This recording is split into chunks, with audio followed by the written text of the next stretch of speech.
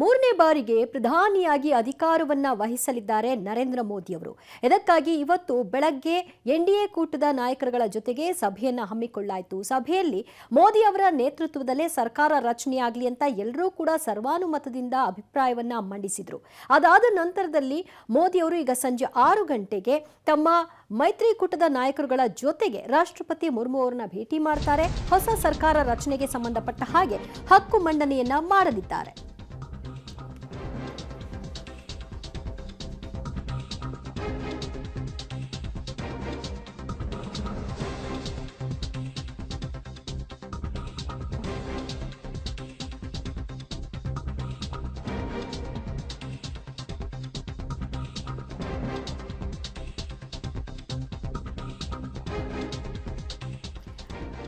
ಮೂರನೇ ಬಾರಿಗೆ ಅಧಿಕಾರಕ್ಕೆ ಏರೋದಕ್ಕೆ ಮೋದಿ ಅವರು ಈಗ ರೆಡಿ ಆಗಿದ್ದಾರೆ. ಸರ್ಕಾರ ರಚನೆಗೆ ಹಕ್ಕು ಮಂಡನೆಗೆ ಕ್ಷಣಗಣನೆ ಕೂಡ ಎದುರಾಗಿದೆ.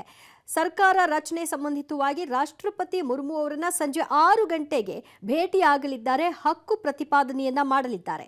ಅಡ್ವಾಣಿ, ಮುರಳಿ ಮನೋಹರ್ ಜೋಶಿ ಅವರನ್ನ ಈ ಮುಂಚೆ ಮೋದಿ ಅವರು ಭೇಟಿ ಮಾಡಿದ್ರು. ಅವರ ಆರೋಗ್ಯ ವಿಚಾರಿಸಿದ್ರು ಮತ್ತು ಅವರ ಆಶೀರ್ವಾದವನ್ನ ಪಡೆದು ತಮ್ಮ ಮಾರ್ಗದರ್ಶನ ಮುಂದಿನ ದಿನಗಳಲ್ಲೂ ಕೂಡ ಇರಲಿ ಅಂತ ಸಹಕಾರವನ್ನ ಕೋರಿದ್ದಾರೆ. ಬಿಜೆಪಿಯ ಹಿರಿಯ ನಾಯಕರನ್ನ ಭೇಟಿ ಮಾಡಿದಂತಹ ನರೇಂದ್ರ ಮೋದಿ ಅವರು ಈಗ 6 ಗಂಟೆಯ ನಂತರದಲ್ಲಿ ರಾಷ್ಟ್ರಪತಿ ಮುರ್ಮು ಅವರನ್ನ ಭೇಟಿ ಮಾಡ್ತಾರೆ. ಬಿಜೆಪಿಯ ಹಿರಿಯರನ್ನ ಭೇಟಿ ಮಾಡಿ ಆಶೀರ್ವಾದವನ್ನ ಪಡ್ಕೊಂಡ್ರು. ಮೊದಲೇದಾಗಿ ಅಡ್ವಾಣಿ ಅವರ ನಿವಾಸಕ್ಕೆ ಹೋದ್ರು. ಅವರ ಜೊತೆಗೆ ಕುಳಿತು ಕೆಲ ಹೊತ್ತುಗಳ ಕಾಲ ಮಾತನಾಡಿದ್ರು. ಅವರ ಆರೋಗ್ಯವನ್ನ ವಿಚಾರಿಸಿದ್ರು. ಅವರ ಆಶೀರ್ವಾದವನ್ನ ಪಡ್ಕೊಂಡ್ರು. ನಂತರದಲ್ಲಿ ಹೋಗಿ ಮುರಳಿ ಮನೋಹರ್ ಜೋಶಿ ಅವ್ರನ್ನ ಭೇಟಿ ಮಾಡಿದ್ರು.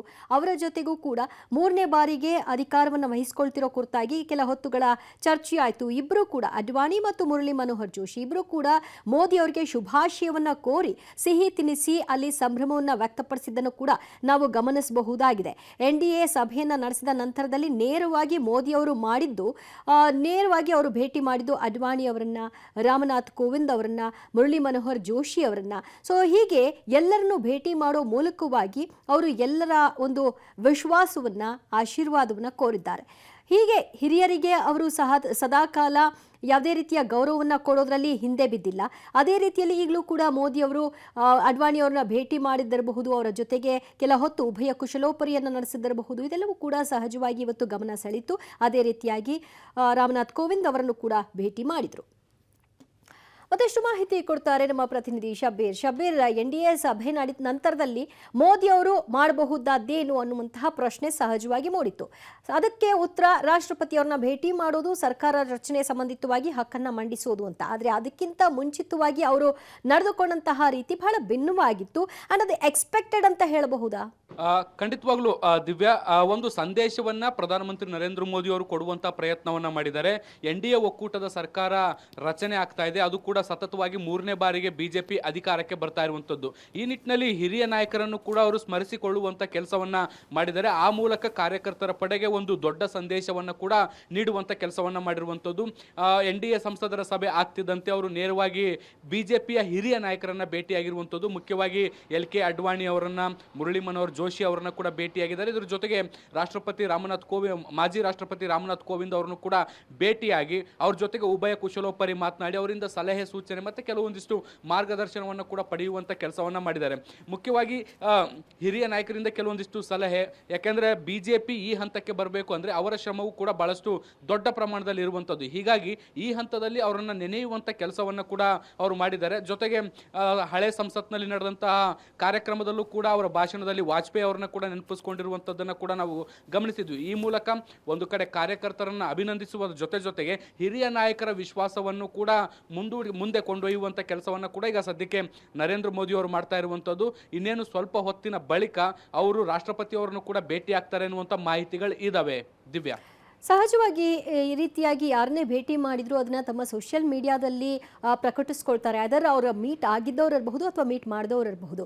ಸೊ ಆ ರೀತಿಯಾಗಿ ಅಡ್ವಾಣಿ ಮತ್ತು ಜೋಶಿ, ಕೋವಿಂದ್ ಅವ್ರನ್ನ ಭೇಟಿ ಮಾಡಿದ್ರ ಕುರಿತಾಗಿ ಮೋದಿ ಅವರು ಏನಾದರೂ ಬರೆದುಕೊಂಡಿದ್ದಾರಾ ಅಥವಾ ಆ ನಾಯಕರುಗಳು ಏನಾದರೂ ತಮ್ಮ ಒಂದು ಆಶೀರ್ವಚನವನ್ನ ಕೊಟ್ಟಿದ್ದಾರಾ? ಹೇಗೆ?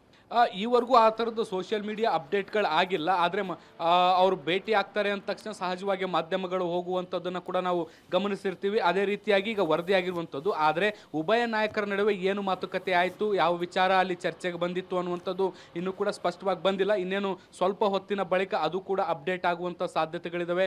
ಎಲ್ಲ ನಾಯಕರು ಕೂಡ ಇದಕ್ಕೆ ಸಂಬಂಧಪಟ್ಟಂತೆ ಮಾಹಿತಿಯನ್ನು ಕೂಡ ಕೊಡುವಂಥ ಸಾಧ್ಯತೆಗಳನ್ನು ಕೂಡ ನಾವು ನಿರೀಕ್ಷೆ ಮಾಡ್ಬೋದು. ಪ್ರಧಾನಮಂತ್ರಿಯವರ ಅಫಿಷಿಯಲ್ ಸೋಷಿಯಲ್ ಮೀಡಿಯಾದಲ್ಲೂ ಕೂಡ ಇದ್ರ ಬಗ್ಗೆ ಇನ್ನೂ ಕೂಡ ಮಾಹಿತಿಗಳು ಬಂದಿಲ್ಲ. ಆದರೆ ಅವರು ಭೇಟಿಯಾಗಿರೋದಕ್ಕೆ ಸಂಬಂಧಪಟ್ಟಂತೆ ಕೆಲವೊಂದಿಷ್ಟು ಫೋಟೋಗಳು ಮತ್ತು ವಿಡಿಯೋಗಳು ಮಾತ್ರ ಈಗ ಹಂಚಿಕೆ ಆಗಿರುವಂಥದ್ದು. ದಿವ್ಯಾ, ಸೊ NDA ಸಭೆಗೆ ದೆಹಲಿಗೆ ಬಂದಂತಹ ನಾಯಕರುಗಳು ಎಲ್ಲರೂ ಕೂಡ ದೆಹಲಿಯಲ್ಲೇ ಇದ್ದಾರಾ? ಈಗ ರಾಷ್ಟ್ರಪತಿ ಭವನಕ್ಕೆ ಹೋಗಿ ಹಕ್ಕು ಮಂಡನೆ ಮಾಡೋ ಸಂದರ್ಭದಲ್ಲಿ ಮೋದಿ ಅವರ ಜೊತೆಗೆ ಯಾರೆಲ್ಲ ಇರ್ತಾರೆ ಅನ್ನೋದ್ರ ಬಗ್ಗೆ ಮಾಹಿತಿ ಸಿಗ್ತಾ ಇದೆ ಶಬೀರ್?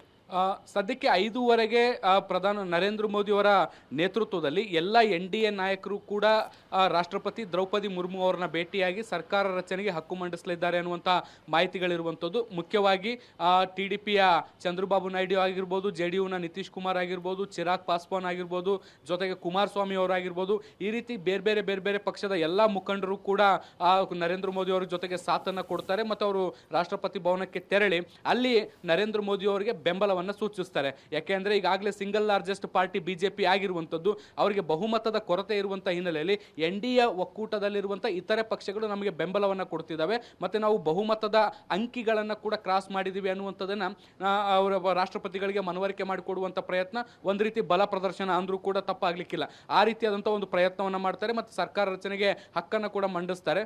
ಈ ಪ್ರಕ್ರಿಯೆ ಆದ ಬಳಿಕ ಪ್ರಮಾಣ ವಚನ ಕಾರ್ಯಕ್ರಮಕ್ಕೆ ಸಿದ್ಧತೆಗಳು ಕೂಡ ಶುರುವಾಗುತ್ತೆ. ಯಾವತ್ತು ಪ್ರಮಾಣ ವಚನ ಕಾರ್ಯಕ್ರಮ ಆಯೋಜನೆ ಮಾಡಬೇಕು, ಯಾವ ಸಮಯಕ್ಕೆ ಮತ್ತು ಯಾವ ಪ್ರದೇಶದಲ್ಲಿ ನಡಿಬೇಕು ಅನ್ನುವಂಥದ್ದು ಕೂಡ ಅಧಿಕೃತವಾಗಿ ನಿರ್ಧಾರ ಆಗುತ್ತೆ. ಈಗ ಸಿಕ್ಕಿರುವಂಥ ಮಾಹಿತಿಗಳ ಪ್ರಕಾರ ಜೂನ್ 9ನೇ ತಾರೀಕು ಅಂದರೆ ಭಾನುವಾರ ಸಂಜೆ 6 ಗಂಟೆಗೆ ರಾಷ್ಟ್ರಪತಿ ಭವನದಲ್ಲಿ ಈ ಕಾರ್ಯಕ್ರಮ ನಡೀಬೋದು. ನರೇಂದ್ರ ಮೋದಿ ಅವರ ಜೊತೆಗೆ ಇನ್ನೂ ಕೆಲವು ನಾಯಕರು ಸಚಿವರಾಗಿ ಪ್ರಮಾಣ ವಚನ ಸ್ವೀಕರಿಸ್ತಾರೆ ಅನ್ನುವಂಥ ಮಾಹಿತಿಗಳು ಬರ್ತಾ ಇದ್ದಾವೆ. ಸದ್ಯಕ್ಕೆ ಈಗ ತೆರೆಮರೆಯಲ್ಲಿ ಯಾರು ಸಚಿವರಾಗಬೇಕು ಅನ್ನೋದಕ್ಕೆ ಸಂಬಂಧಪಟ್ಟಂತೆ ಒಂದಿಷ್ಟು ವರ್ಕೌಟ್ ಶುರುವಾಗಿದೆ. ದಿವ್ಯಾ.